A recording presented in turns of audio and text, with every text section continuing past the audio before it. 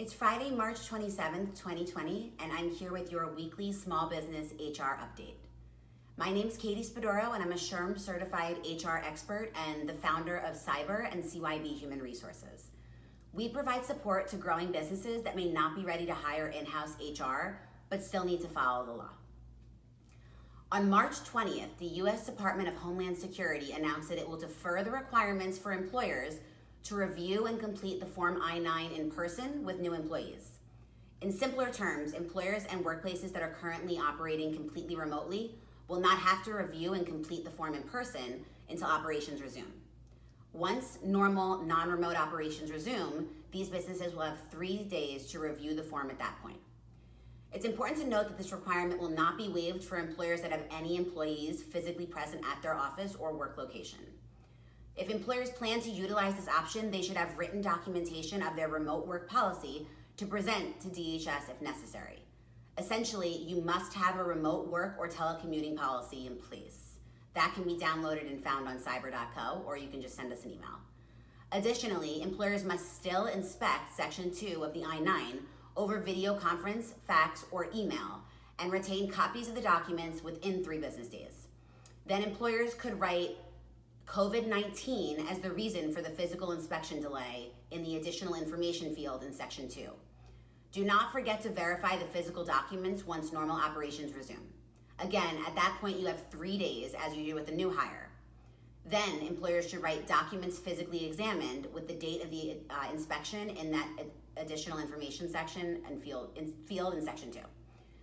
We know that I-9 forms can be a hassle, but as a small business owner, you need to remember that fines for incorrect I-9s can cost you thousands of dollars per error. It's a lot. You want to do everything possible to comply, and it's very simple to do so. If you need any assistance training your managers on the I-9 form or complying with these new deferred requirements, reach out to us at Cyber directly, and we're your source of HR compliance. We'll make sure that you're doing it correctly. As experts in the HR management field, the team at Cyber is acutely aware of the challenges that small business and their management team have to deal with in general, especially in the event of a suspected or a confirmed COVID-19 case. Last week, we brought you the news that the Families First Coronavirus Response Act was passed. This new act brought lots of questions for small businesses. We've been closely watching the updates from the administration and have some clarification for you this week. The DOL has issued its first official guidance for employers, with more guidance expected soon. Essentially, the bill has 2 sections that employers must be aware of. The first section is a paid sick leave portion. The second section is an extended FMLA portion. The bill goes into effect on April 1st and expires at the end of the year. We currently have a poster that they have provided, the DOL. They just published it for all covered employees, and you must post it. That poster is available for download online. Reach out to us if you need it. We can get it to you right now. As of right now, here are some practical implications for your business. The paid sick leave portion is probably the first piece you will be dealing with as an employer. This goes into effect April 1st and is designed to help out individuals affected by the pandemic who cannot afford to be off work without pay. This portion covers businesses that have anywhere from 1 employee to 500 employees. There are no exemptions for small businesses for this portion. The new paid sick leave applies to all full-time and part-time employees. There are no days worked or hours worked requirements. There are 6 circumstances for which employees will be eligible for this paid sick leave. The reason an employee is off work will determine how much they get paid. The following circumstances are what they are discussing. So, the employee is subject to a federal or state quarantine or isolation order. Does this count as shelter in place? They have not told us yet, so check back. The employee's doctor or healthcare provider advises them to self-quarantine or to self-isolate. The employee is experiencing COVID-19 symptoms and is seeking medical diagnosis or care. This would also apply if you, the business owner, believes that the employee needs to self-quarantine. The employee is caring for somebody subject to a quarantine order. The employee is caring for their child due to school or childcare closures. Lastly, other circumstances specified by the Secretary of Health. Could that be any more vague? Along with leading law experts, we are not quite sure what that means, but check back and we will get you the information as soon as it becomes available.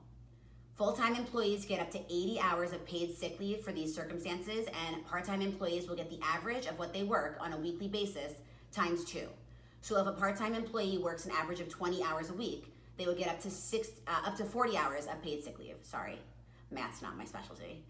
If the employee is absent for the first 3 reasons, this leave is paid at the employee's normal rate of pay with a pay cap of $511 a day. If the employee is absent for reasons 4 through 6, this leave is paid at 2/3 of the employee's regular rate of pay with a pay cap of $200 a day.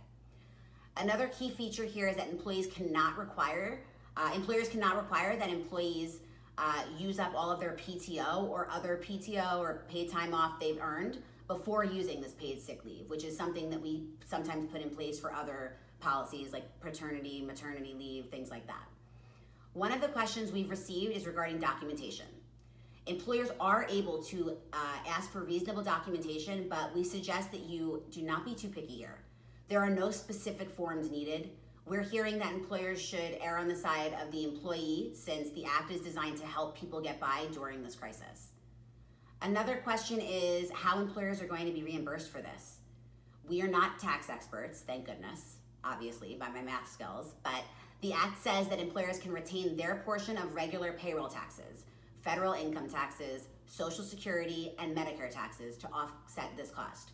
We suggest that you contact your tax professional or whoever is managing your payroll right away and get assistance with those specifics.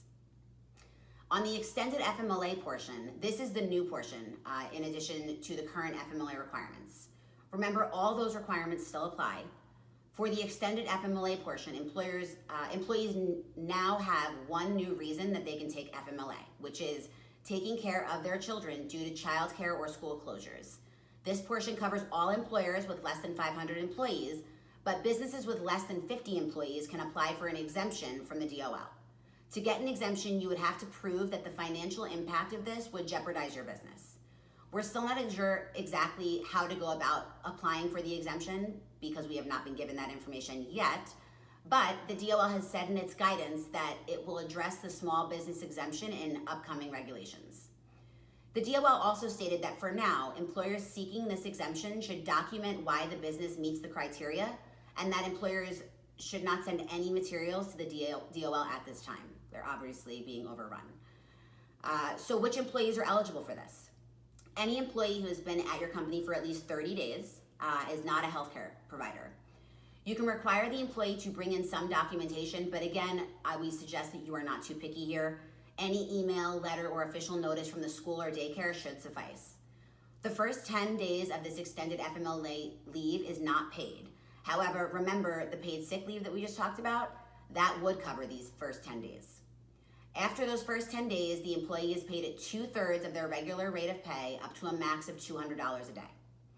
Lastly, remember to proceed with caution on any terminations related to COVID-19. According to SHRM, given the lack of certainty in existing employment laws as applied to COVID-19, employers should definitely take caution before terminating or otherwise disciplining employees for refusing to perform in work that could expose the employee to COVID-19. We have been heavily involved with all of our clients in handling these issues. Please reach out to us if you have any questions. We do a free upfront analysis. We can be there to support you. Do not terminate and discipline employees without the HR background and all of this knowledge. That's a lot. So we know it's a mess. Cyber can help you through day by day. Remember to communicate openly with your employees the best possible.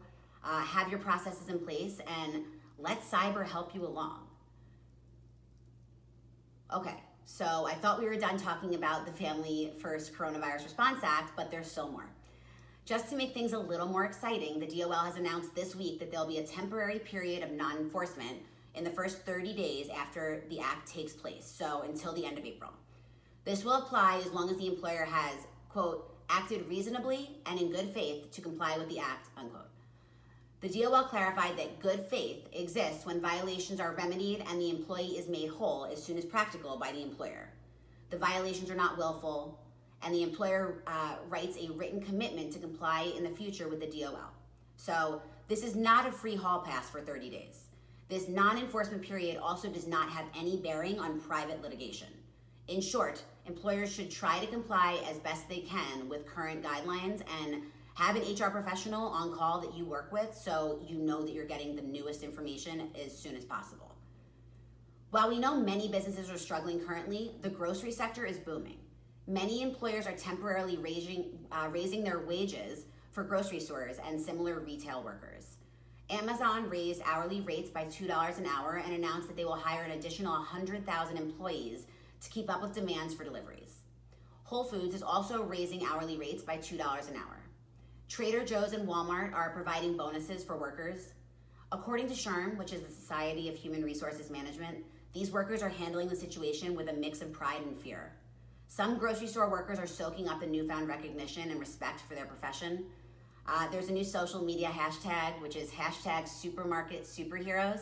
However, there's also a fear and concern among these workers. Some workers are concerned for their own health and safety by being exposed to so many people every day. This fear is compounded if employees have an immune-compromised family member at home. Recently, OSHA released guidelines saying that employers should increase physical distance among employees and between employees. This could be challenging in a grocery store. However, I know Trader Joe's is doing it great because I was there the other day and they are counting people who are going in and they're doing a one in, one out kind of deal. So they are definitely paying attention. Great job, Trader Joe's. Grocery stores seem to be relying on pickup and delivery as much as possible to comply with the regulation. If you have workers who are laid off or know people wanting to pick up extra shifts at this time, Walmart plans to hire, again, 150,000 temp workers. Kroger plans to hire 12,000, and your local grocery store is surely hiring as well. That's all that we have today. I appreciate you guys tuning in. If you ever have any questions on anything that we discuss in our weekly update, or if you are going through some things right now, of course, with COVID-19 and you have questions, shoot us a message, give us a call. We're there to help you. Our phone number is 833-292-2727, which is 833-CYBHR, easy to remember. You can also visit us at cyber.co and again, send us a message. We have a free downloadable COVID-19 brief with associated forms and templates that you can use as a business owner. We want to give you the best possible ability to be successful in this situation, and we're here for you. We appreciate you listening.